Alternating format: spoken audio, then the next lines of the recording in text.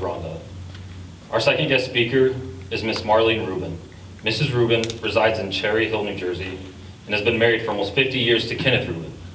They have 2 children, Laura and Haley, and 3 grandchildren, Kayla, Hadley, and Ryan. Marlene's career was in education.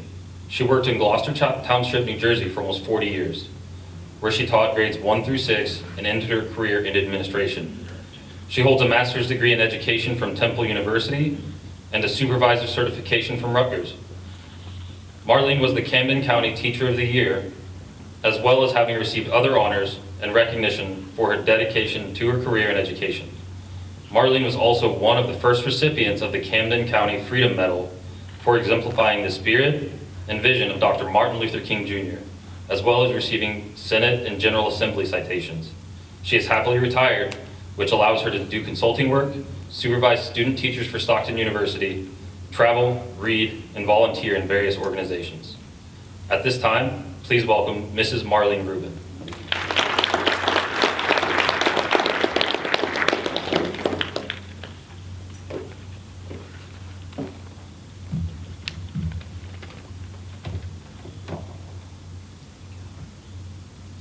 Good morning. First, let me start off by thanking you for your service. Here we go again. Thank you. Your dedication and commitment to the armed forces is to be commended, and something very, very important to me and my family. We thank you. My name is Marlene Rubin. I am here today, a day after we commemorated Yom HaShoah in Cherry Hill, the Day of Remembrance, when all of Israel and Jews around the world commemorate the Holocaust, the 6 million Jews and others who perished under the hand of the Nazis and its collaborators. The heroism of Jewish resistance and the survivors, those who perished, those who went on to tell their stories. Stories arising out of the darkest, darkest days imaginable. It's a day of great importance for tradition, continuity, and connection.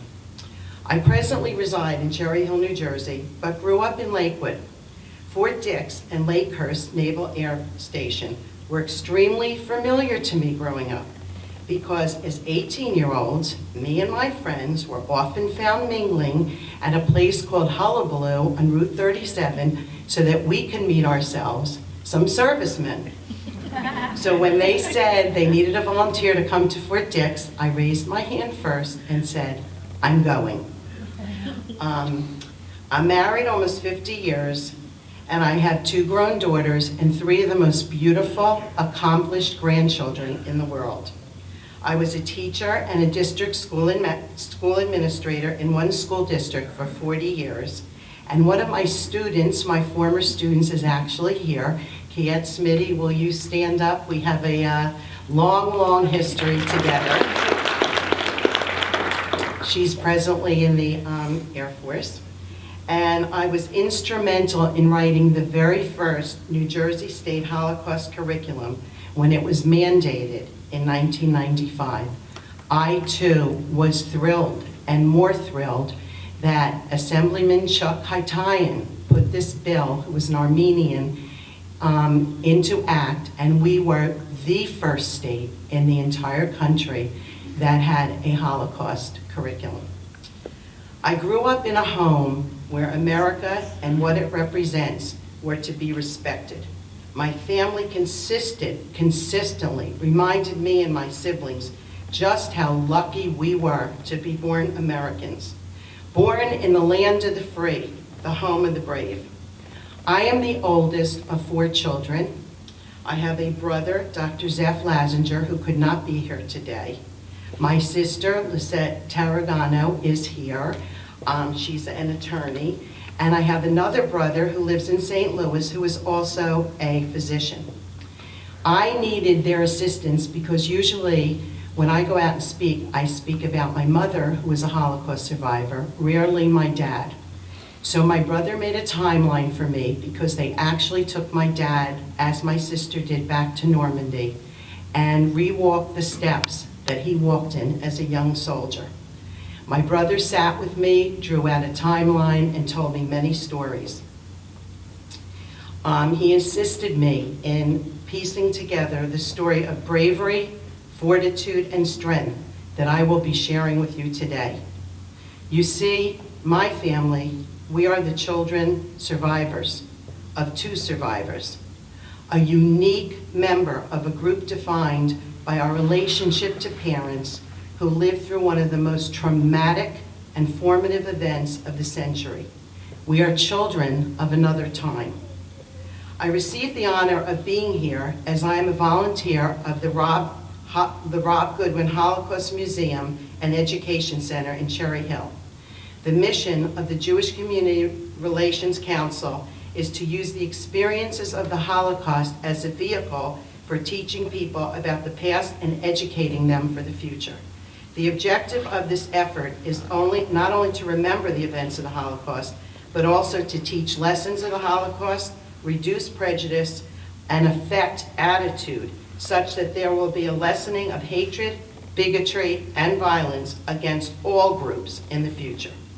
The Esther Robb Holocaust Museum and Rob Goodwin Center offers many programs and resources.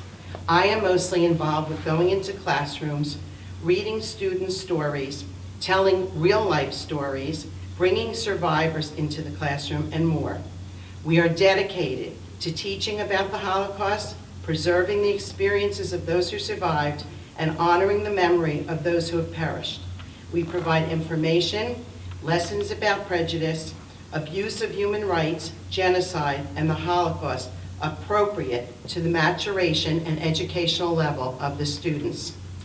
The program arranges for Holocaust survivors to share personal testimonies and World War II veterans to share their eyewitness accounts of the liberation of the concentration camps, as well as maintaining archival testimonies of over 100 local survivors and concentration camp liberators. These authentic, and I always capitalize the word authentic, voices are committed to keeping memories and the legacies alive. According to statistical information from the FBI, that New Jersey is the home to the second highest number of hate crimes in the entire country. Teaching the lessons of the Holocaust is an important and effective means to reduce prejudice and hopefully change attitudes to lessen hatred, bigotry, and violence. In addition, our center offers student community service, teacher training, teacher resources, and the Generations After program for children, grandchildren, and great-grandchildren of survivors. These programs touch the hearts and minds of over 20,000 people a year. We're busy. We work with over 250 schools, the juvenile justice system, and community organizations.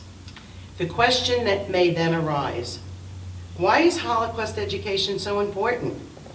The focus as we teach is to use lessons of the past to help and to assist students to understand the need to stand up against bullying and bigotry that they may witness and experience in their own daily lives.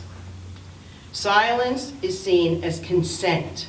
If you're silent, we teach the children, it's okay with you, and it's not okay.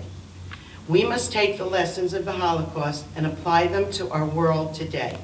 Now more than ever is the time for us to stand up against prejudice, hatred, bigotry, and anti-Semitism through education. In the words of Nelson Mandela, education is the most powerful weapon we have to use to change the world. The Holocaust was not an accident. It was no accident in history. We must be committed to never forget one of the darkest and most horrific times, a time when an extremely powerful man meticulously devised a plan to systematically and globally rid the entire world of an entire group of people, merely based on their religion, the Jew. It was a well-planned out plan, and it was carried out by a government and people who supported it, all a product of hate, prejudice, and discrimination. We have a responsibility to instill in our students a strong sense of human dignity and that prejudice, bigotry, and violence, and to where they lead are truly indefensible. We must teach students to practice respect for all people through our thoughts, words, and our actions. We continue to live in a world where human-inflicted pain and tragedy by our words and actions still exists. And although it is an awesome responsibility, is one that we all have the responsibility to carry out in order to live in a more peaceful world of harmony, countering acts that threaten our human rights and our dignity. I was raised in a family of survivors, as I first stated, but even though both of my parents witnessed and experienced the most evil side of humankind, they chose to raise 4 children in a home where we were taught kindness and respect for all people. My parents could have easily chosen to hate, but instead instilled love and empathy towards others in all of us. My father used to say about him and my mother, 2 extremely broken people found each other, and we made a beautiful life. And though never completely healed, they spent their life striving to give their children a life in a much better world. Although my dad was a successful businessman, devoted husband, father, and son, he defined himself only, it seemed, by the time he spent in the Army. The following is his historic and amazing story. My dad, Sol Lassinger, was born April 17, 1925. He was born in the Bronx, New York, and his family moved to Freehold, New Jersey in 1941. They purchased a chicken farm, as many, for whatever reason, Jewish people did in Lakewood at that time. When he was 17, and at that time the average age of men entering the military were 17 to 20 years of age, his mother had a large family still living in Europe. She encouraged him to join the military.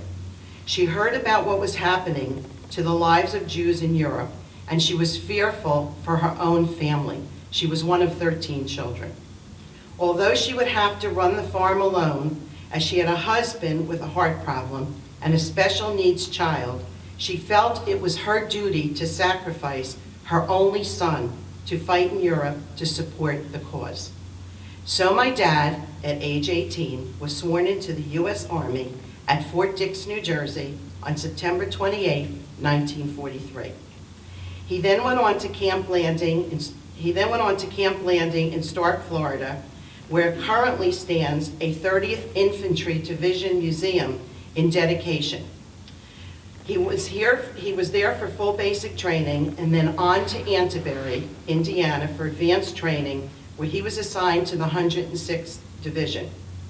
Next, he was sent to Camp Meade, Maryland, and finally to Camp Shanks, New York, where new arms for combat were issued. My dad was assigned ship to Scotland aboard the USS Argentina. He arrived in Europe in June 1944, a mere 9 months after he entered the military.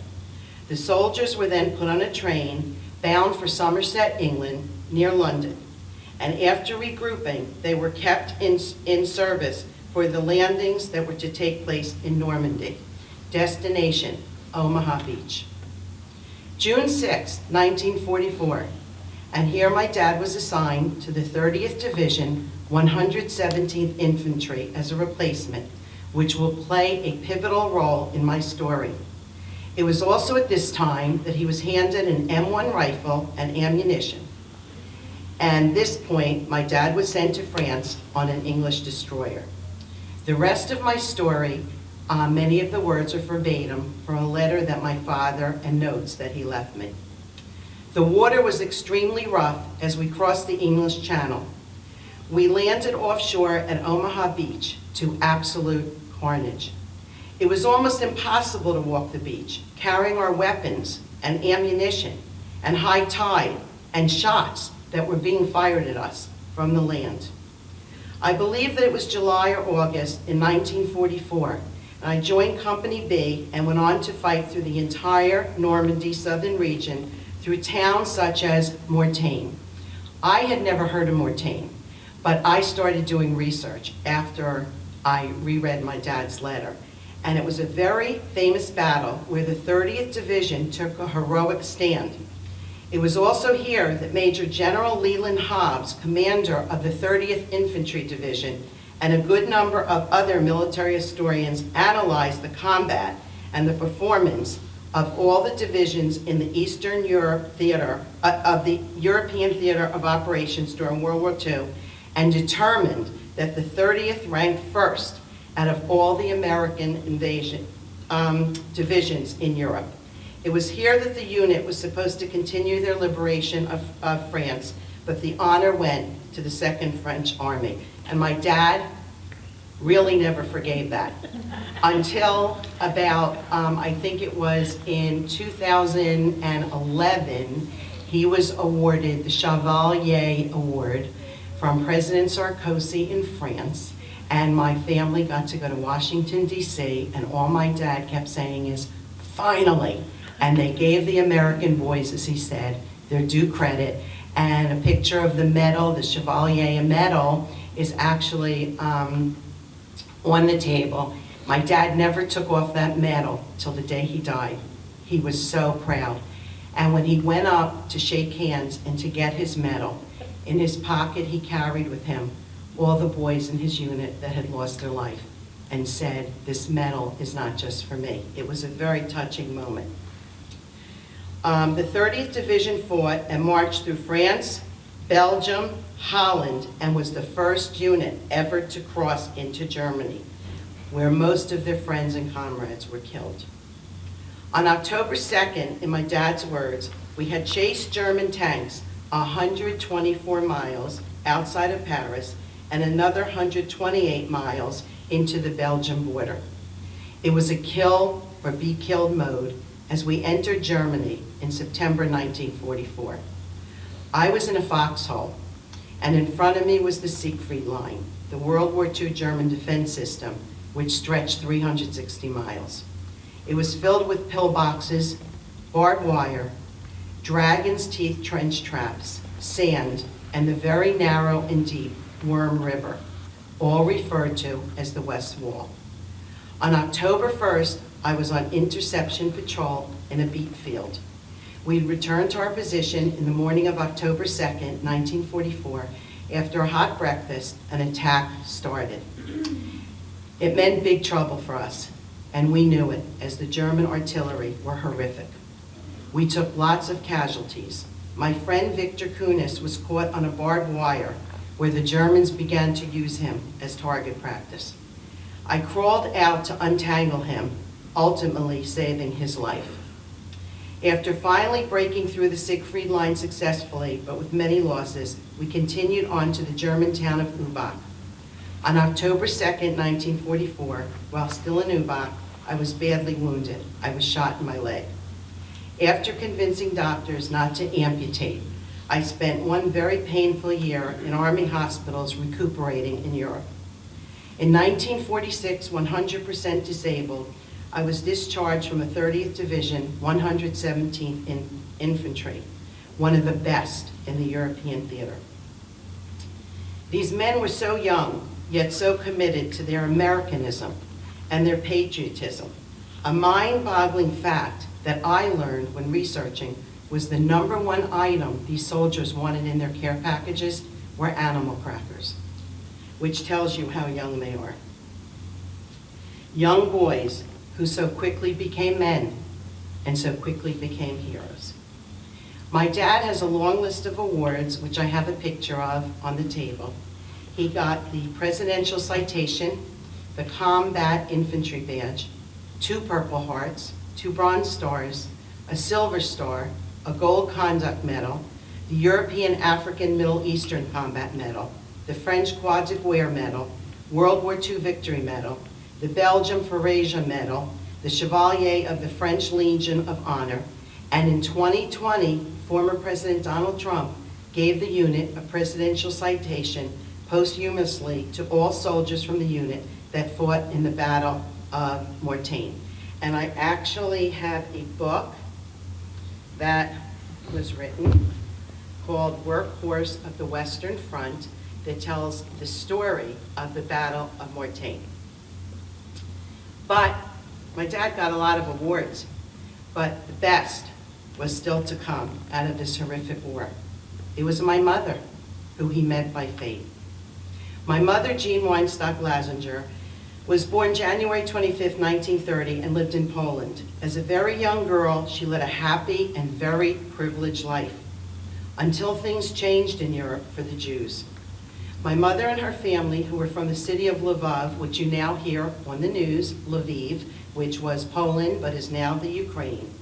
Although her family's wealth allowed them to purchase citizenship papers to Nicaragua in 1942, the Germans began to intern families even if they had citizen papers. In 1943, the Weinstock family was moved into a large building with 500 other people. And I always say, here was a little girl who was raised by a governess and had a very privileged life, went to the mountains in the summer, the Carpathian Mountains, had a dream life. And all of a sudden, here she is, living in a house, a room almost, with 500 people. They were eventually placed on a train and told they were bound for Switzerland. They were only allowed to bring one backpack filled with items. They were placed in a passenger train for 2 days and nights, only permitted this time for 7 days. They eventually stopped in Magdeburg, Germany. They were told that they were going to be shot. They had to line up and they were all going to be shot.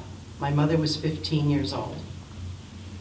My mother told me and my siblings they didn't care. Maybe death was better than what they were living. The passengers, mostly Jews, were weak, starving, and sick with dysentery. They were instructed to get off the train and line up. And then as they lined up, they saw American soldiers coming down the hill. It was my dad's division. According to the 30th Infantry records, on April 13, 1945, they came upon a tragic scene, a crowded train with 2,400 political prisoners, men, women, and children, mainly Jews, being transported from Bergen-Belsen concentration camp. This story is now documented in a book that is soon to be a movie called A Train to Magdeburg, which tells the entire story. After being fed by the Americans, they were taken in trucks to Hillesleben, Germany, and then on trains to Liège, Belgium, where they lived in a convent, then subsequently to Brussels, to live free once again. By luck, my mother's mother, father, and one brother survived. They later settled in Brooklyn, New York. It was here that destiny brought my parents together, only for them to learn that my dad's infantry liberated my mother's family. If my father had not been wounded, it may have been him physically that saved my mom. They were married 62 years. They had 4 children. They had 8 grandchildren and 8 great-grandchildren. I am the survivor of 2 survivors, an unprecedented improbability. From the Nazi regime's perspective, I shouldn't even exist. I shouldn't be here. But by mere existence, that of my siblings, my children, and my grandchildren, we defeated the final solution. We won. We have successfully spread American doctrines, idealisms, and freedom. We are educated, we have careers, we do good deeds, we fight prejudice, and we model respect for all people. The huge price my parents paid has allowed me and encouraged me and my future generations to fight hard to make sure that never again becomes a reality. Thank you.